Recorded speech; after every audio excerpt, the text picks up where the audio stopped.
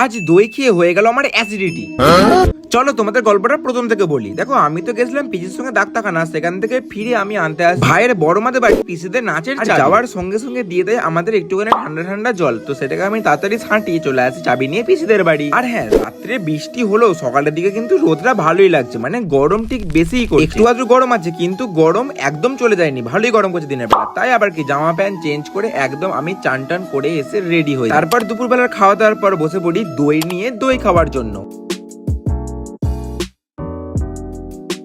আর আমি খাচ্ছিলাম দই, কিন্তু ভাইয়ের বেশি দই খাওয়া বারণ বলে ওকে পিসি দেয় এত লেবু। আর মালটাকে এত লেবু দেখে ভিডিও করার জন্য বলছে না না না ভিডিও করিস না, এত লেবু খেলে লোকে আমাকে পাগল বলবে। আর আমিও একটা লেবু নেই, কিন্তু খেয়ে মনে হলো পেটটা আমার কিছু তো একটা প্রবলেম হচ্ছে একটা লেবু খাওয়ার পর দইয়ের সঙ্গে। বুঝতেই পারছি আমার পেটের ভেতর ছানা তৈরি হয়ে গেছে, দই আর নেই। ভাবলাম আমার পেটে ছানাটা না রেখে মিষ্টির দোকানে ছানাটা দিয়ে আসি, তাহলে মিষ্টিও তৈরি করতে পারবে।